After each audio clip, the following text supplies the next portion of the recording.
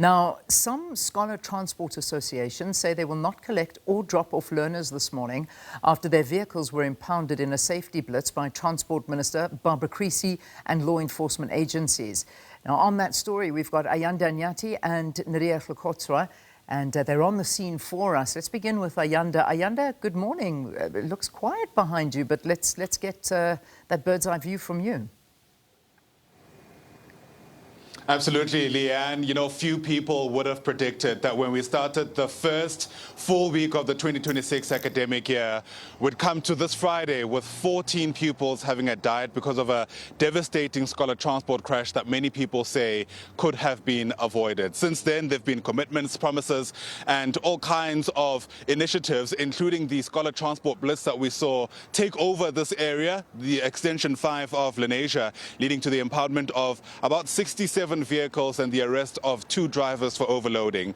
We're at the site where typically around this time of the morning, Leanne, it would be buzzing with activity. But as you can see, not a single vehicle in sight. So it seems that undertaking from scholar transport operators yesterday that they're going to park their vehicles today has been seen through. The obvious concern is the impact this is going to have on an education department in the province that is already saddled with so many challenges, including the added grief that is felt by many pupils today. And in fact, the worry now is that they're going to lose what would have been time in class, given what's unfolded, given the disruptions we've seen in the week gone by. Despite the absence that you've seen, I'm going to ask that we show you the police presence that is here nonetheless. Gauteng police leaving nothing to chance. Some of the passers-by here have told us that on any other day you wouldn't see this many police officers present here,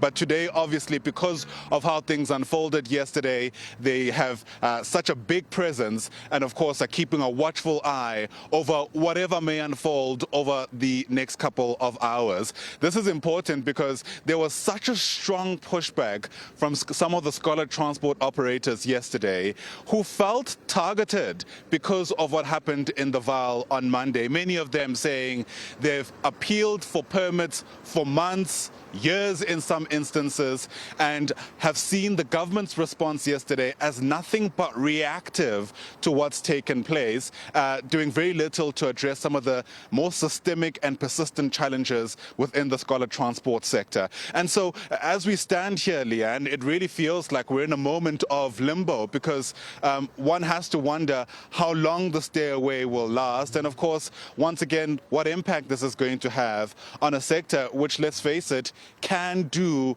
with fewer disruptions given how the week has unfolded. No word so far about any kind of plan of action, to be honest. Yesterday, in that impromptu briefing that was given just before midday, we were told that they're just going to stay at their positions, at their stations for now. No march has been announced, with the hopes of having some kind of meeting with government to chart a way forward. All right, Ayanda, yeah, that's a very difficult story that we've started this year on, the academic year, and certainly something that parents are grappling with.